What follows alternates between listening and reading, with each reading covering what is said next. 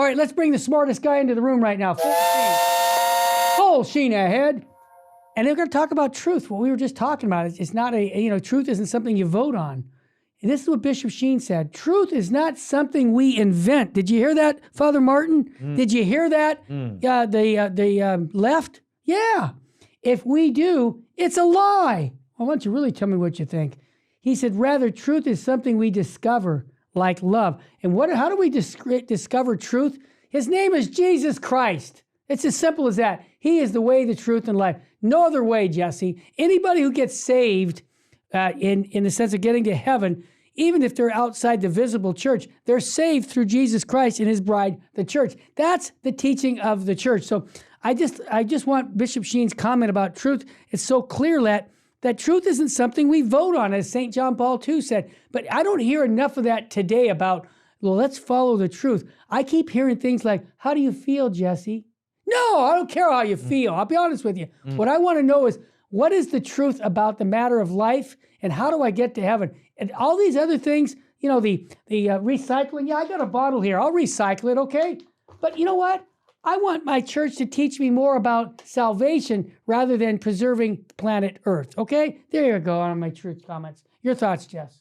Terry, here's again, you're spot on, which I think brings us to the next topic about the new Mayan Rite of the Mass, encouraged by Pope Francis, is replete with pagan idolatry. Yep. And really it's a pagan rite. Of course it is. We'll demonstrate that right now. Absolutely. A well-written article by LifeSite News. God bless them for doing a deep dive on this topic.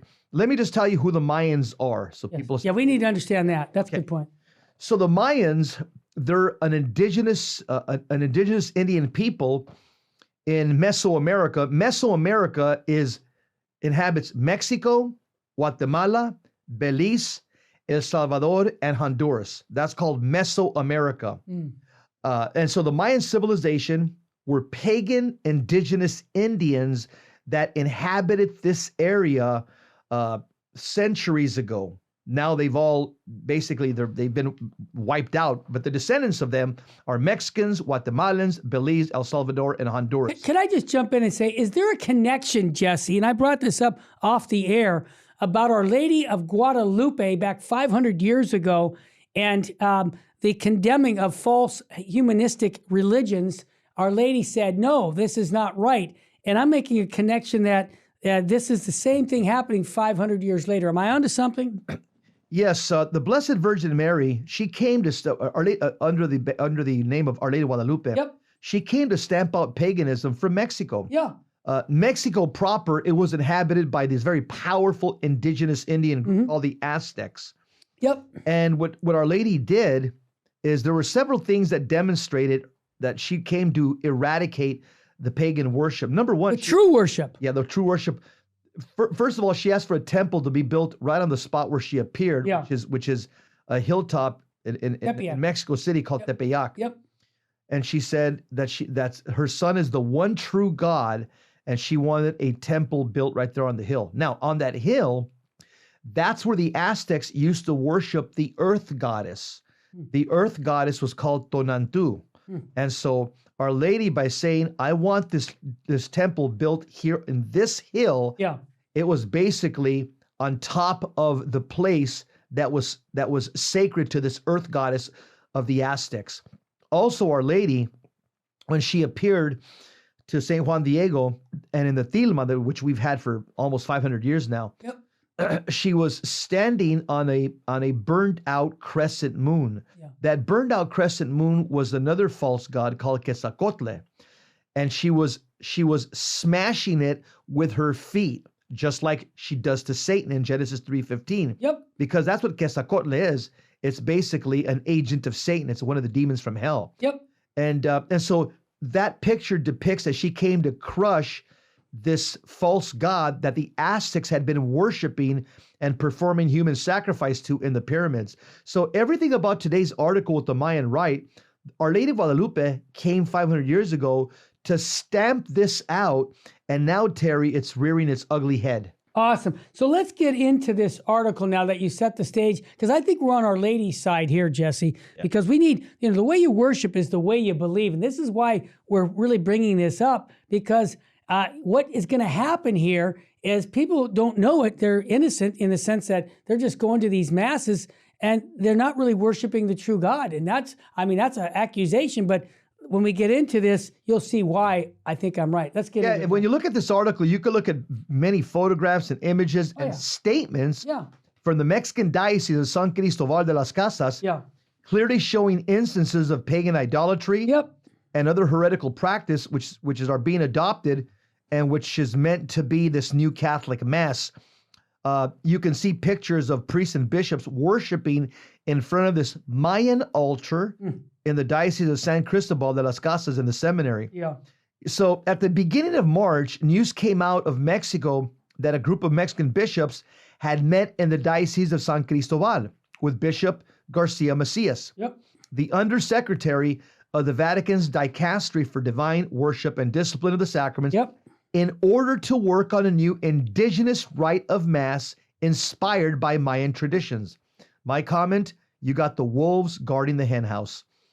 The Mexican bishops had met with Pope Francis in February during their ad limina visit and in Rome, and they announced that they wish to send a proposal of such a new rite in May to Rome for approval. Such a Mayan rite, I guess it would be another Western rite, has already been practiced in the Diocese of San Cristobal for years. And it's been approved by the Mexican Bishops' Conference. This is the spirit of Vatican II at work.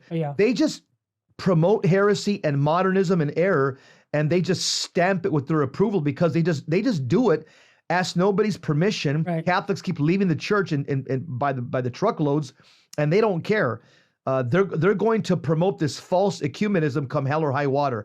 And Jesse, at the center of this new Mayan Rite in Mexico are several elements that were already on the reform agenda, listen to this, of the 2019 Amazon Synod, namely a strengthening role of women in the liturgy, basically a step towards female deaconesses, a prominent role of married indigenous deacons, a step towards married priests, and a form of liturgical enculturation that is a clear sign of adultery. Adultery. Okay, as we are able to see in the worship of the Pachamama idols at the time of the Amazon Synod in Rome. We don't want more of that. Continue, Jeff. Yeah, Father Mitch Pacwa said, he goes, that's right. Don't tell me that they didn't worship the Pachamama idol in Rome. Don't tell me they didn't do that. My eyes didn't lie to me. Exactly. Don't what I tell saw. me my eyes lie. I know what I saw. Father Mitch Pacwa, he said it. And Cardinal Raymond Burke also said that was an act of idolatry, and that opened the diabolical to Rome. The article says, now it is another form of paganism that's being promoted by Rome. The ancient Mayan religion is permeated by polytheism, the worship of multiple many gods. Earth, sun, moon, animals. They're all regarded as being gods. It's also, the Mayan religion is also permeated by animism. Animism is the belief that objects and creatures have a soul. That cup has a soul. That bicycle has a soul. That rock has a soul. So by the belief in communication with one's ancestors and even worshiping ancestors, and by human sacrifice to include women and children as part of its worship, as we shall show, many of these idolatrous elements will be included in this new rite of Mass. Terry, that's to me, horrible. This looks like a throwback to the worship of the Aztecs and the Mayans 500 years ago. Yeah, and you know what? It was bad then, and it's bad today, and that's why we have to speak out. Jesse, tell us about the Cardinal. He was the former bishop of that particular Mexican diocese. Tell us about him. Cardinal Arizmendi Esquivel. From the San Cristobal de las Casas in the southern Chiapas region. He's a leading force. He's the guy. Of these adaptations, this enculturation of the Roman Rite, and has made it clear in multiple interviews and statements that Pope Francis has encouraged this work early on in his pontificate. Now, here's what's funny. The Latin Rite got to be thrown out, right? Get rid of the Latin Mass. I know. Let's bring in the Mayan Rite to replace the mass that goes back 1,600 Is this microphone on? You know, really, Jesse, that's pretty much what the equation is. I mean, are we nuts? Terry, we're back to the time of the Arian heresy, Yeah. where the majority of the bishops Yep. were bad. Personally, they were bad, Yep. and doctrinally, they were bad. Right. So going back to this troublemaker, I mean, I don't know what else to say. Pray for his conversion because he's 81 years old, dude. Liturgical troublemaker, Cardinal Arizmendi, is also closely affiliated Oh, yeah. with the 81-year-old liberation theologian, Father Paulo Suez, Yep. who is the architect of the infamous Amazonian Synod. Oh, gosh.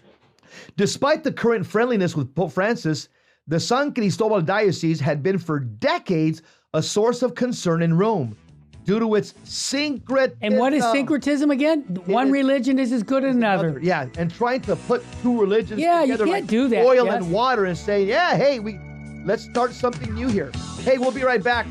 You're looking at the spirit of Vatican II at work. Yeah. And this is something that we're going to continue speaking out against every single And the time. reason is just because we want the truth. We don't want error. Stay with us, family. We'll be back in a moment.